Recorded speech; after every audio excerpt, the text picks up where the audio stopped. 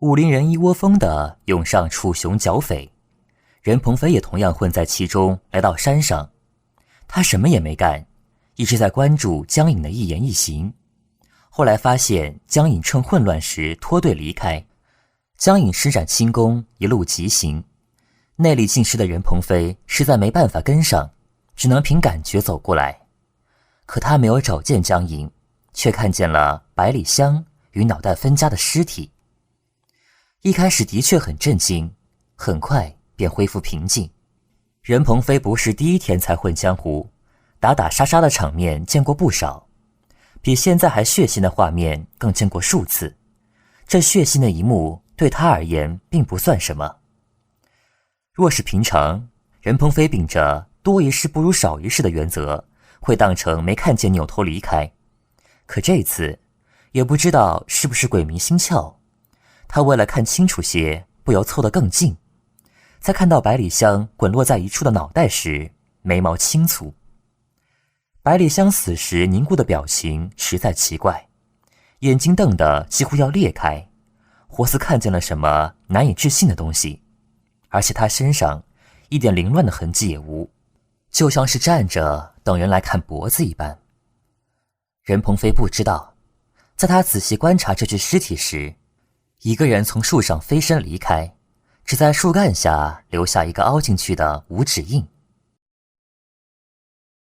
百里香的死讯很快便传遍了讨伐楚雄山贼的武林人之间，凶手被当场抓获。当死人被押到已回到武林盟总坛的江颖面前时，有的人不禁惊呼，竟然是杜恶城的城主任鹏飞。任鹏飞近年来深居简出，武林新秀基本上没人认识他，而知道他的人几乎都是一些老江湖。想来回大理的一路上，这些不认识他的武林新丁给了这位城主不少刁难。短短的2-3日路程，人押到总坛时浑身狼狈不堪，到处都是大大小小的伤，脸上也有几道血痕，嘴唇居然干到开裂。江颖微不可察的蹙眉，立刻便有人追问押运的人是怎么回事。事情都还未查清楚，你们怎么就把人折腾成这副模样了？当知道自己押的人居然是杜恶城城主时，押运的人也一脸惊慌，赶紧辩解。这实在不是我们弄的，百里掌门死了，他门下的弟子认定他便是凶手，一路上要不是我们护着，他早成肉酱了。坐在主位上的江颖沉默片刻后，长长的了一声，辨不出喜怒。只听他对纵然一身是伤，眉目却依然淡然的任鹏飞道：“你便是杜恶城的城主任鹏飞。”任鹏飞的双手被缚在身前，手腕早让粗糙的草绳勒出血印，但这些和他一身的伤相比根本不算什么。当江颖向他问话时，他抬起古井无波的双眼望过去，似是看尽一切般，一直不说话。我不是杜恶城主。在江颖被他看得忍不住又要问话时，他突然开口：“我是任鹏飞，但我已经不是杜恶城主了。”堂中众人哗然，杜恶城便是人家的，若任鹏飞不是城主，那如今担任此位的人是谁？且如此之大事，为何一点消息也未从蜀地传至云南？这件事之所以没有传出江湖，任鹏飞当初的考量是怕弟弟在初接掌城主之位，很多事情都未上手，需要一段时间来适应。若这段时间有心怀不轨的人趁机搞乱，不论是对杜恶城或是任成飞，都是弊大于利。因此除了城中一些主要干事，很少有人知道杜恶城早已易主。而今天之所以会在众人面前说出此事，是任鹏飞认为已经没有了再瞒下去的必要。任成飞的性子虽然不像他，较为跳脱且喜形于色，但经过一段时间的学习，现在一点也不亚于当年和他一样年岁的任鹏飞。江颖抬起手，因任鹏飞一句话而喧哗起来的偌大厅堂顷刻恢复平静。既然你不是渡恶城主，那你混在各门派之间，随我们一块前去楚雄山中是为何？在任鹏飞被押进来前，江颖便已听人说，他之所以被断定为凶手，一是因为有人在百里香的尸体旁边发现了他，当时他手中还握着杀人的凶器；二则是当时在场的人并无一个人知道他是哪个门派的人，便有人指出他是趁乱混进来杀人的。虽然还未有确凿证据，可光是这两点也实在难以洗刷他的嫌疑。任鹏飞舔了下干裂的唇，用沙哑的声音道：我去找人。找谁？任鹏飞未回答，视线在江颖身上停留片刻，又缓缓垂下。就算任鹏飞曾经是渡恶城城主，但在此时身染嫌疑的情况下，还一脸在旁人看来倨傲冷漠的神情，引来不少人的愤怒。江颖坐下的一名门派掌门噌地从椅子上站起来，指着腰板挺得笔直的任鹏飞，开口便骂：任鹏飞，这里可不是你的渡恶城，由得你胡来。你杀了百里掌门，江盟主仁厚，对你客气，我们可不会。你再这么不配合，我们也不会再讲什么江湖道义。现在便让你以命抵命。任鹏飞的脸上丝毫未变，淡淡说道：我没有杀人。哼哼，那你凭什么说你没有杀人？这位掌门冷笑：可是你混进我们之间是真，你握着剑站在百里掌门尸首前是真。任鹏飞抿直嘴唇，不语。哼哼，怎么，是不是无话可说了？质问的人冷笑更甚，随后他向江颖抱拳道：江盟主，任鹏飞拿不出证据，想来杀百里掌门的凶手是谁，已经清楚了。江颖望向任鹏飞，沉声道：任鹏飞，百里掌门却是你杀的。我没有杀人。可你没有证据证明。任鹏飞只是深深地看了一眼一再咄咄逼人的这位门派掌门。江颖换了个位置，从手放在膝上，稍微轻声说道：任鹏飞到底是不是凶手，此时还未有确凿证据，不可轻易下结论。说完，望向身边的一名属下：现场可还有什么疑点？回盟主，除了一把剑，没有再找到什么可疑的东西。剑拿来我看看。是。江颖拿过剑，仔仔细细地看了一遍，便递交给其他掌门过目。在他们围在一块观察此剑时，又道：剑本身无什么特别，但剑柄上对光，可见某个奇特的暗纹，看起来倒像条蛇。其他人也注意到了，一些人一头雾水，一些人却惊呼道：赤蛇教！堂中再次一片哗然。赤蛇教是曾经权倾一时的邪教，教中弟子个个淫邪毒辣，杀人无数。教主孟凡斌更是习得一身诡异非常的武功，别说武林中人拿他无奈，当时的朝廷都对之忌惮三分。后来赤蛇教气盛太过，引得天怒人怨，最后使武林中人与朝廷一道联手，经过几夜血战，终于除去这个大祸害。孟凡斌也在中计走火入魔时被乱刀砍死。当时的赤蛇教弟子嚣张跋扈，他们的武器上印有蛇形的暗纹，杀人之后时不时会把杀人凶器留下，以彰显赤蛇教中的人的实力。赤蛇教被灭已有100年时间，可如今还能有不少人知道，就足以证明这个邪教当时的影响力。而在赤蛇教就快要被人们淡忘的时候，他又出现了。一时间，堂上不少人都变了脸色，在望向任鹏飞时，目光除了愤怒，还有一丝丝的惊恐。难道渡恶城便是赤蛇教的余孽？一直淡然的任鹏飞在这时也终于按耐不住，加重语气对堂中的人再说一次：剑不是我的，我没有杀人。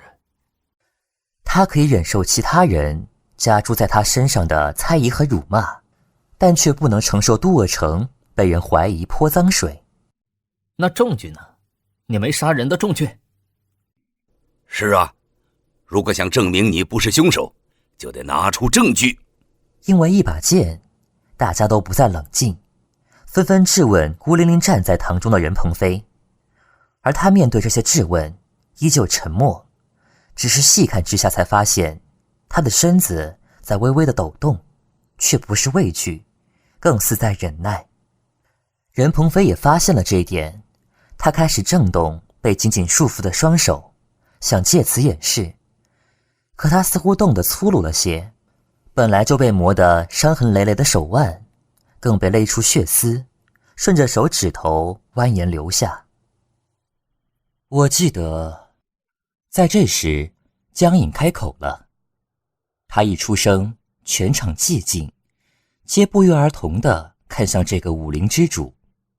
只见他语气平淡地道：我似乎记得，任鹏飞任城主的惯用武器是刀。此言一出，大家面面相觑，这才想起任鹏飞的确没用过剑，要么是双拳，要么是刀，独独没拿过剑。可连给任鹏飞松一口气的时机都没有，又立刻有人提到：就算他以前没拿过剑，可不代表现在他不会用。武术都是融会贯通的，仅仅是用剑来杀一人，以任鹏飞的本事，可谓是轻而易举。任鹏飞不由自主地看向主座上的人，虽隔得不是很远，可他却怎么也看不清他此时的神情，只依稀知道江颖的目光一直未落在自己身上。百里掌门的武功虽然不怎么样，但一个没有内力的人若想杀他，根本是妄想。任鹏飞知道，只要把这件事说出去，他基本算是脱罪了。可是就算他已经不是城主，可在弟弟任成飞武功不怎么样的情况下，一个武功高强的哥哥便是他强有力的支撑，对别人也有一定的威慑作用，或多或少给杜尔成、给任成飞解决了不少麻烦。可这件事若透露了出去，接下来的情况如何，任鹏飞也很难预料。这也是为什么任鹏飞一直坚持着没有说出来的原因。可眼下，若是他不说，杜尔成很有可能被扣上赤蛇教余孽的重负，届时整个天下都会与杜尔成为敌。这样一比较，孰轻孰重，一眼可看出来。任鹏飞纵然不想如此，也知道他内力已失的事情是不能再瞒下去了。百里门主真不是我杀的，我现在内力尽失，一个常人无疑，如何是百里门主的对手？此话一出，满座皆惊。不信的人有之，可这种谎话要揭穿也容易得很，找个内力精湛的人上来摸下脉，便可见分晓。座下有人主动请缨，江颖略一思忖，点头同意。这人便走到任鹏飞前面，先是谨慎地看他一眼，遂才伸手摸上他的手腕，宁息仔细探他体内的真气是否还在。众人也在屏息等待，结果是该名长者退后数步，视线先在堂内扫视一圈，对江颖拱手道：江盟主，老朽仔细探过，他体内确不像是有真气贯通，丹田也是虚无之象。堂上交头接耳的人数顿时增多，议论纷纷的同时，震惊、好奇、疑惑的目光也不时落在任鹏飞身上。武林排行榜上有名的高手，怎么会突然内力尽失了呢？纵然有不少人都不相信，可事实摆在眼前，似乎也让人无话可说。百里掌门的一身武功虽然不是特别高强，可人家毕竟也是曾经一个单枪匹马闯进某个山寨，杀死近100余名土匪，自己却毫发无伤，在武林中小有名气的掌门。一个内力尽失，与常人无甚差别的人，别说杀他了，恐怕连接近他的身都不可能。现在的任鹏飞尽管练武所学的招式还能施展，可一个习武之人没了内力，好比一个正常人失去一双手，一辆马车却没有马一样，基本算是废了。因此落在任鹏飞身上的目光，同情怜悯的也有之。既然任鹏飞如今没有这个本事杀得了百里掌门，那么这件事看起来似乎也与他并无多大干系了。可有的人却不这么认为，叫嚷着任鹏飞内力没了，也可以用别的手段，先用毒，用迷药，让百里掌门无法反抗，然后再动手杀人。江颖在这时气定神闲地招来属下，又问道：验过百里掌门的尸首了吗？回主上，验过了，百里掌门身上并未中毒迹象，也无其他伤口，致死的伤口平整，是一箭毙命。百里掌门未曾中毒，又是一箭毙命，在他清醒的时候一箭结果了他，可见凶手的速度只在闪念之间，连给他反应的时间都没有。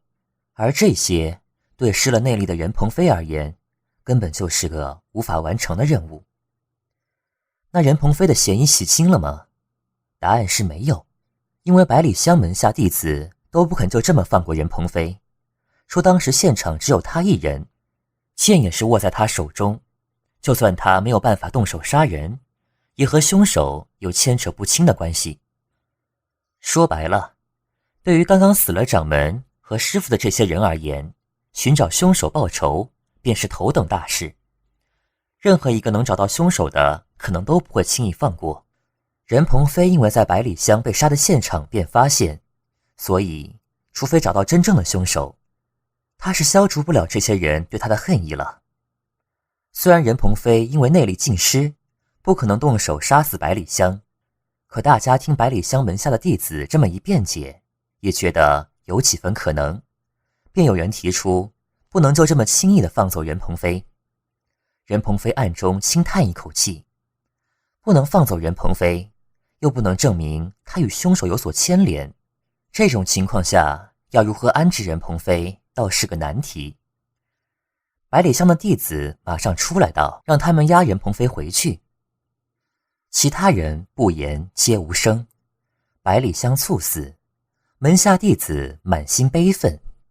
就算任鹏飞不是真凶，可他们既然认定任鹏飞与真凶认识，那么任鹏飞落在他们手中还有好果子吃吗？一定会严刑逼他说出真凶的下落吧。如果诸位相信我这个人，那么在找出真凶前，先让任鹏飞住在我府上吧，我会找人看住他。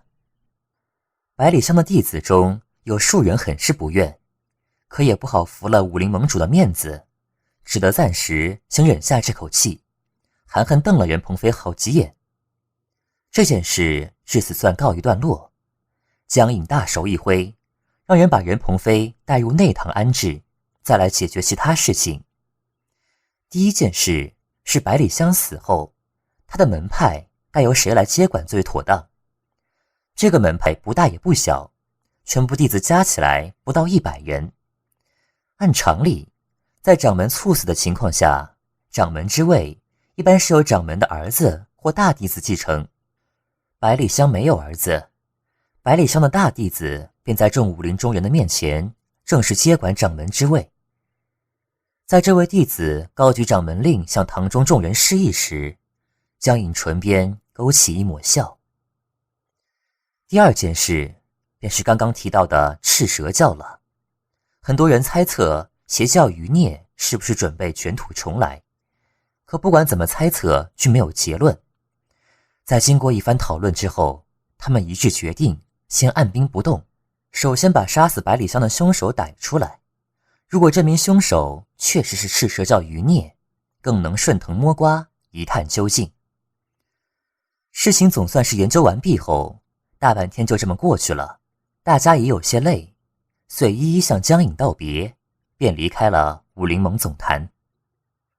武林盟主并不一定要住在武林盟总坛，他可以另设府邸。只不过江颖似乎没什么心思再去弄什么江府，便在武林盟总坛的后院里住了下来。跟随他左右的一大帮人也住在这个比起富贵人家的高门大户差不了多少的后院里。任鹏飞被带到的地方比不得他在杜鄂城的院落，可与当初在华府住的那间简陋小屋又差之千里，好得让任鹏飞惊讶。他原本以为会被关进牢里，可住得再舒适，他也依旧是个囚犯。除了被关的这间屋子，他连屋子外的院子都不能去。门外有专人把守，一天12个时辰不间断。除了每日送来饭菜和梳洗用具、换洗衣服的人，便再没有人进来这间屋子。似乎对江颖而言，他就仅仅是一个无法给自己洗脱罪名的嫌疑犯。接连15、16日都不曾见过江颖，并且事情看起来还会这样无休止的重复时，任鹏飞难免有些焦躁。一寸光阴一寸金，此时的他越发知道时间的珍贵。因为江颖的行动太快了，在他赶到点苍山时，江湖上已有4位赫赫有名的武林高手莫名死去，而这次更是亲眼目睹百里香被一剑砍掉脑袋的尸体。因为知道江颖便是聂隐，所以任鹏飞能猜出很多事情。不论是包括百里香在内的5位已死的武林高手，甚至是前任武林盟主周岩的死，都和聂隐脱不了干系。